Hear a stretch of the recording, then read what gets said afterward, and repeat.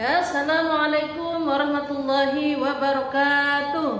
Bagaimana kabarnya hari ini anak-anak? Alhamdulillah, luar biasa. Allahu Akbar. Yes. Ya, semangat ya. Alhamdulillah anak-anak kita hari ini belajar pelajaran Al-Quran hadis ya. Bu Hana berharap anak semua sehat selalu ya. Dan meskipun dalam kondisi seperti ini, mudah-mudahan tidak mengurangi rasa semangat anak-anak untuk selalu belajar ya, karena biar bagaimanapun kita sekarang sudah mulai aktif kembali pembelajaran meskipun via online atau lewat online ya. Baik anak-anak, Bu Hana kebetulan memegang pelajaran Al-Quran hadis kelas 5 dan kelas 6, dan kebetulan hari ini jadwalnya adalah di kelas 6A ya. Hari ini kita akan belajar terkait dengan materi Al-Quran hadis kelas 5 yaitu surah Al-Kafirun ya. Jadi anak-anak bisa buka bukunya di halaman 4 terkait dengan surah Al-Kafirun ya. Ini tolong bukunya dibuka. Kita akan bahas terkait dengan surah Al-Kafirun yang di halaman 4 dan 5 ya. Baik anak-anak, Bu Hana akan bahas surah Al-Kafirun. Kita mulai dari urutan surah Al-Kafirun ya. Jadi surah Al-Kafirun itu merupakan urutan yang ke-109 dalam Al-Quran ya. Ini Bu Hana buat bentuknya peta konsep biar mudah dipahami ya. Bu Hana ulangi, jadi surah Al-Kafirun dalam Al-Quran itu merupakan urutan yang ke-109. Ingat ya, biasanya ada pertanyaan surah Al-Kafirun merupakan surah yang ke titik-titik dalam Al-Quran. Jadi jawabannya adalah surah yang ke-109 ya. Kemudian surah Al-Kafirun ini tergolong surah Makkiyah. Jadi surah itu dibagi menjadi dua. Ada namanya surah Makkiyah, ada namanya surah Madaniyah. Mungkin Anda sudah paham atau tahu apa itu surah Makkiyah, apa itu surah Madaniyah ya. Tapi pagi hari ini Bu Hana akan ulang kembali biar ingat kembali. Mungkin di antara Anda ada yang lupa ya. Jadi pengertian surah Makkiyah adalah surah yang diturunkan sebelum Nabi hijrah ke Madinah. Ingat.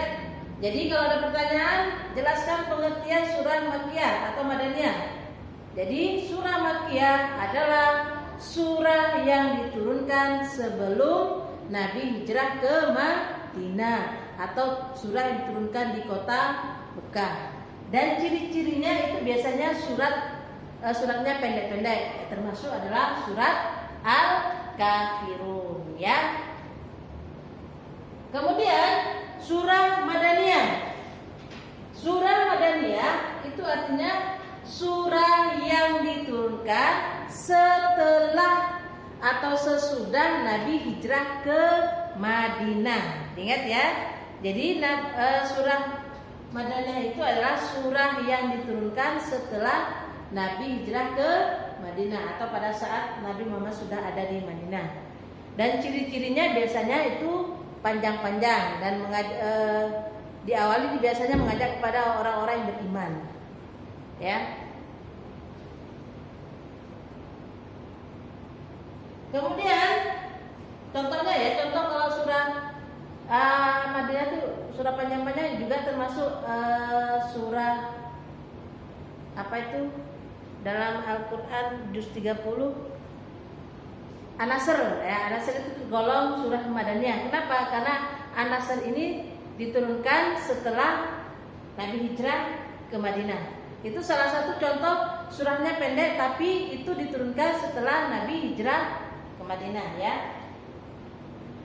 Nah kemudian surah Al-Kafirun terdiri dari 6 ayat ya. Jadi surah Al-Kafirun itu terdiri dari 6 ayat. Jangan keliru kalau ada pertanyaan ada berapakah surah ayat Al-Kafirun? Jawabannya adalah ada 6 ayat ya. Kemudian Al-Kafirun, nama Al-Kafirun diambil dari ayat pertama. Ingat, nama Al-Kafirun itu diambil dari ayat pertama. Kita tahu bunyinya surah Al-Kafirun ayat pertama adalah Bismillahirrahmanirrahim. Qul ya ayyuhal kafirun. Artinya katakanlah Muhammad, wahai orang-orang kafir. Berarti al-kafirun artinya orang-orang kafir ya. Baik, sedikit Bu Hana menjelaskan. Jadi Al-Kafirun ini, surah Al-Kafirun itu menjelaskan tentang membahas tentang bagaimana kita bertoleransi dengan orang yang berbeda agama ya. Jadi dalam Islam, dalam Al-Quran kita diajarkan untuk saling bertoleransi atau saling menghargai dan saling rukun terhadap orang yang berbeda agama dengan kita ya. Misalnya kita dengan orang Hindu harus tetap rukun, harus bertoleransi, harus menghargai.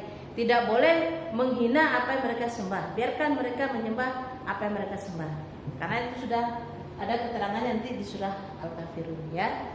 Tidak boleh menghina, oh kok dia menyembah patung. Nah itu tidak boleh. Tetap harus kita hargai ya. Jadi kita sekali lagi buat tegaskan, dengan orang yang berbeda agama kita harus saling menghargai, saling menghormati ya. Karena itu juga dalam surah Al-Kafirun itu di ayat ke-6 dijelaskan lakum dinukum waliyadin, untukmu agamamu dan untukku agamaku ya. Abu Hanas sedikit bercerita terkait dengan asbabun nuzul surah Al-Kafirun atau sebab-sebab turunnya surah Al-Kafirun. Kenapa Allah menurunkan surah Al-Kafirun? Itu karena ada sebabnya ya.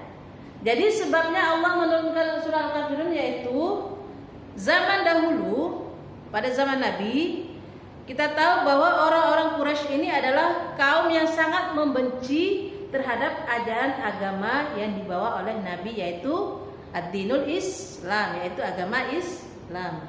Jadi orang-orang kafir Quraisy itu tidak mau menerima tentang ajaran agama Islam, sehingga berbagai upaya mereka lakukan untuk menghalangi dakwah yang dilakukan oleh Nabi Muhammad SAW, termasuk orang kafir Quraisy itu ingin membunuh Nabi Muhammad. Tapi atas izin Allah ternyata usaha orang-orang kafir Quraisy itu gagal atau sia-sia.